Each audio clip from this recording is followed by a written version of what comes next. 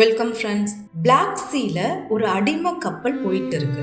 அதுலதான் அந்த வெப் சீரிஸோட கதாநாயகி அலெக்சாண்ட்ரா அப்படிங்கிற ஒரு அழகு மட்டும் இல்ல, அறிவிலையும் சிறந்த ஒரு பொண்ணு போயிட்டு இருக்கா. அவ சும்மா போகல, அவ குடும்பத்தை, அவ ஊரை, அவ பாய் ஃப்ரெண்ட எல்லாரையும் கொன்னுட்டாங்க. அவளை அடிமையாக்கி அந்த கப்பல்ல இழுத்துட்டு போறாங்க. கூட இருக்கிற எல்லா பொண்ணுங்களும் அழுதுகிட்டு சத்தம் போட்டுக்கிட்டு தவிச்சுக்கிட்டு இருக்காங்க. ஆனா அவ மட்டும் அவளை கவலை சொல்லிக்கிறா, நான் சாக மாட்டேன் அப்படின்னு.